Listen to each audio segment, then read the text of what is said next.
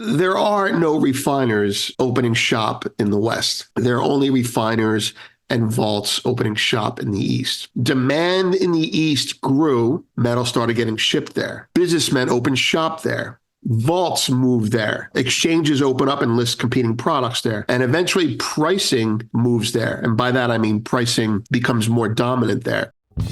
Welcome to the Morning Markets and Metals with Vince Lanci, where each day he brings you the precious metals and financial news to get you ready for your day.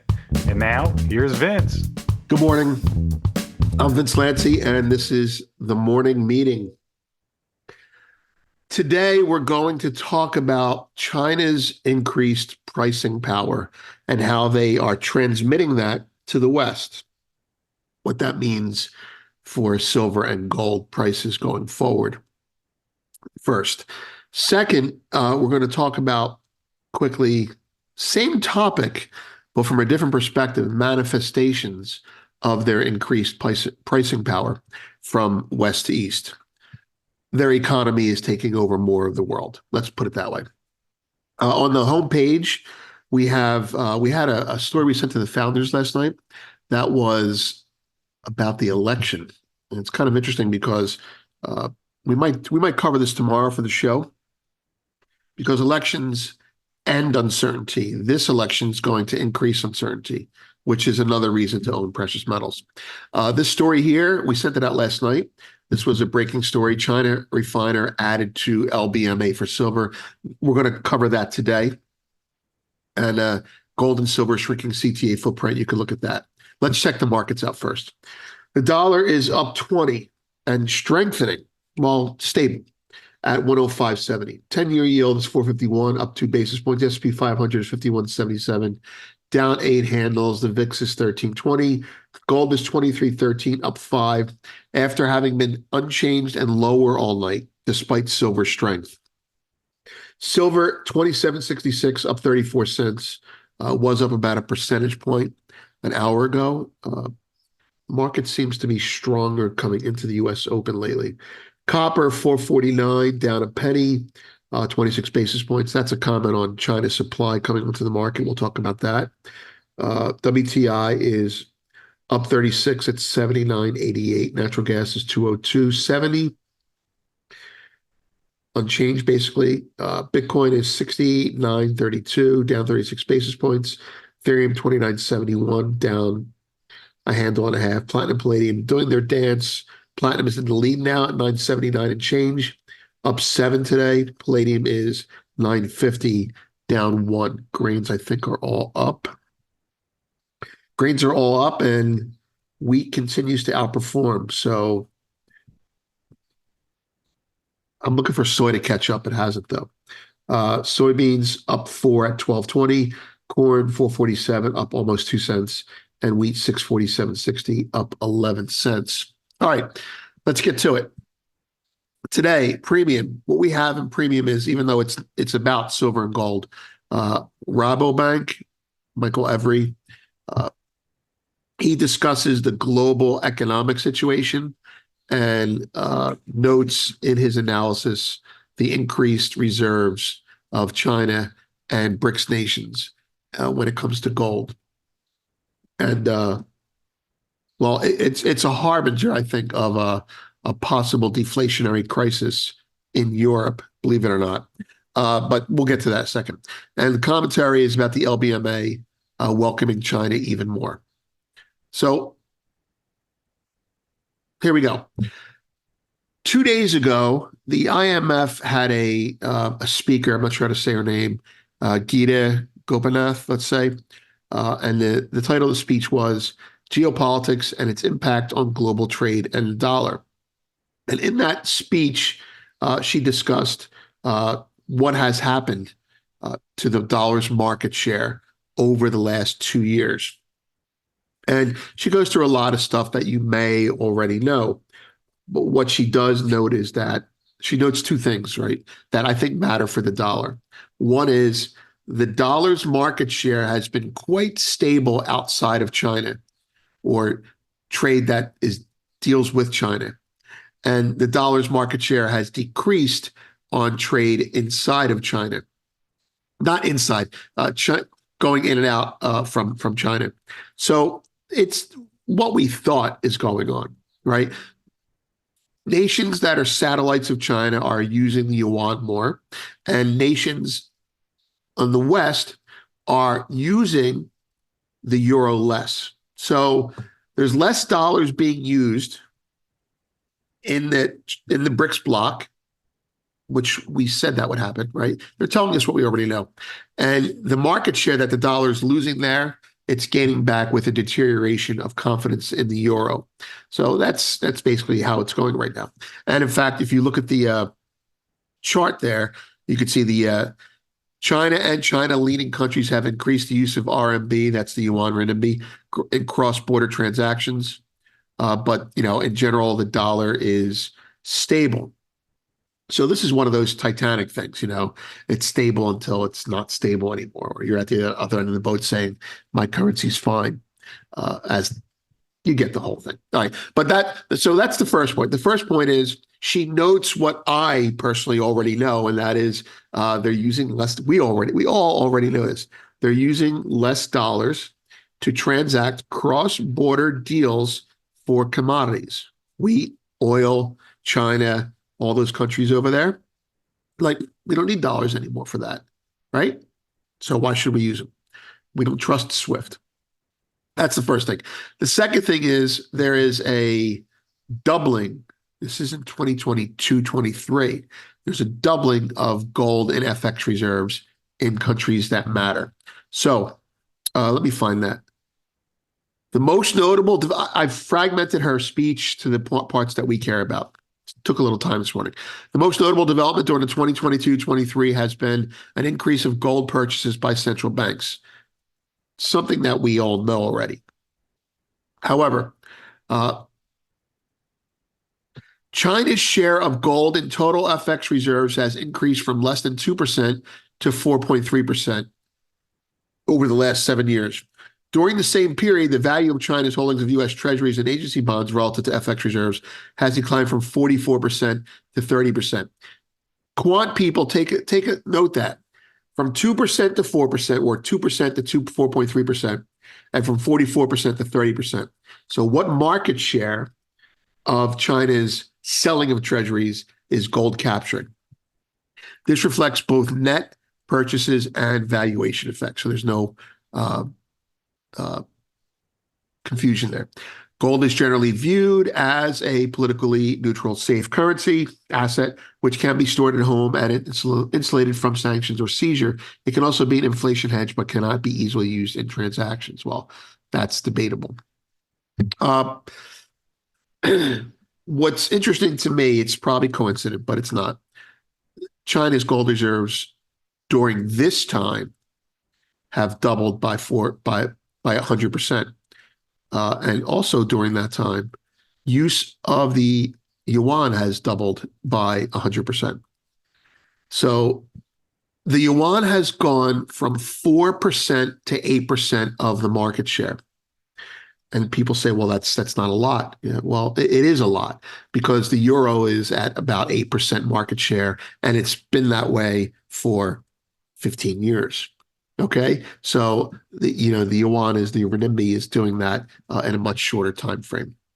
So this is the exporting of Chinese economic power. All right, this is worth reading. Nothing earth-shattering in here, but there's a couple good charts, and we have that there for you. All right, the story that I think the silver people want to hear about is the China refiner added to LBMA for silver.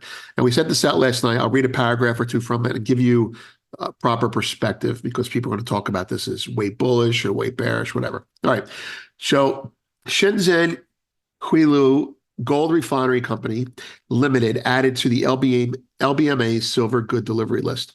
The silver refinery of Shenzhen has been added to LBMA's good delivery list for silver with effect from Wednesday, the 8th of May, 2024. The company has satisfied LBMA regarding its ownership, history, production capability, and financial standing. Here's all the information. So what are we talking about here? We're talking about another, it's not the first, another Chinese firm being admitted to the LBMA. So the LBMA needs metal, and China needs to expand its business. What are the implications of this? Is it bullish for silver? Yes. Uh, is it bullish for gold? You'll find out that it has been bullish for gold. Uh, what else does it mean? Well, since 2019, there have been 12 refiners added to the LBMA list. I went through them today. Uh, of the 12 that were added, 9 are from China, 1 is from Kazakhstan, and 1 is from Australia. There are no refiners opening shop in the West. There are only refiners and vaults opening shop in the East. Now, one of the things that we've talked about here before is the flow of business. When demand in the East grew, metal started getting shipped there. Businessmen opened shop there. Vaults moved there.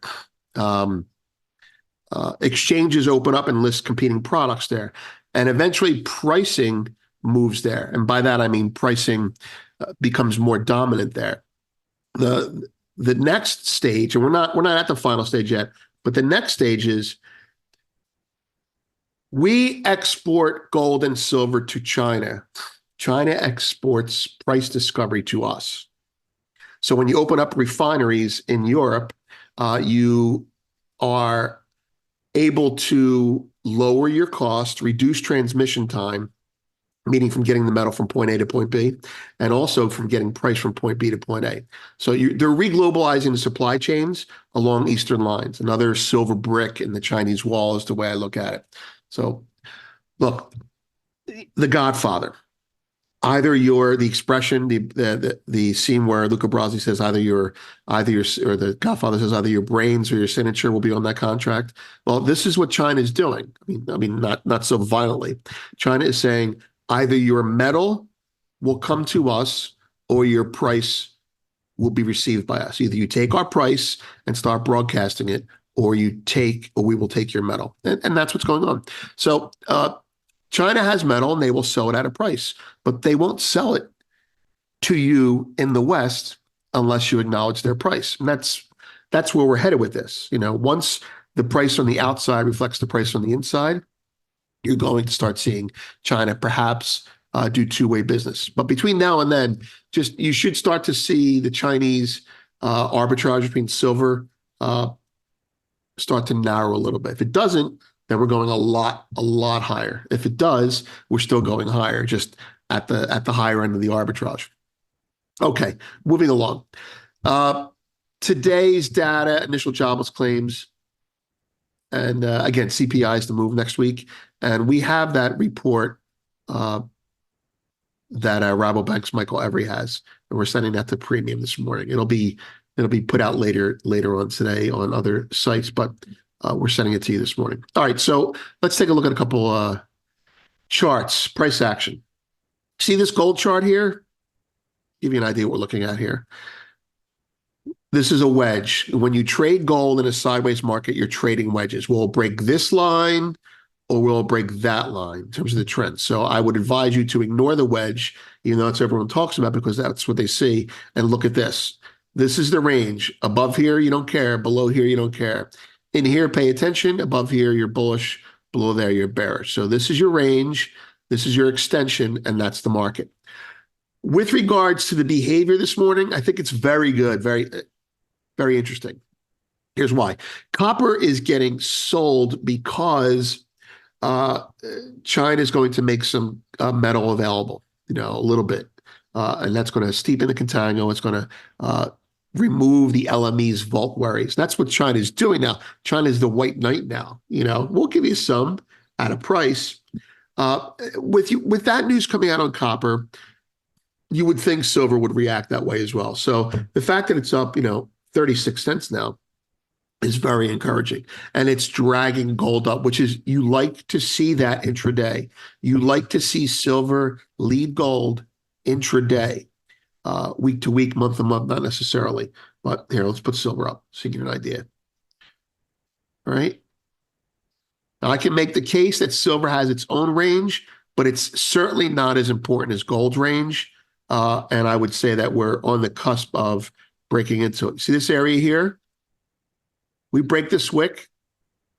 Once again, we can run up to 2870. I'm not saying it's going to happen, but I am saying that we're near the final boss for the next dollar higher.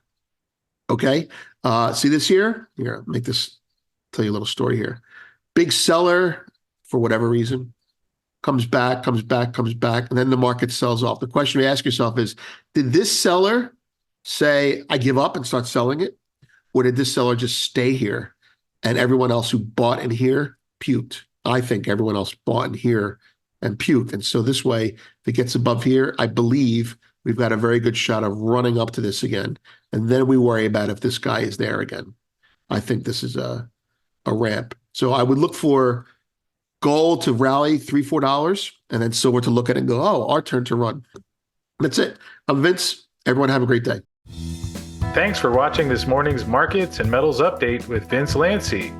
Brought to you each day by Miles Franklin Precious Metals, where this week's special is 1 ounce gold Australian Kangaroos for only $59 over spot. Gold Australian Kangaroos are one of the coins coming from one of the 6 sovereign mints, and with the gold price pulling back recently, you can get your Australian Kangaroos at only $59 over spot by emailing arcadia@milesfranklin.com or calling 833-326-4653. Please note that this video is not intended as legal licensed financial trading advice and is to be used for informational purposes only. Please contact your financial advisor before making any decisions, and thanks for watching.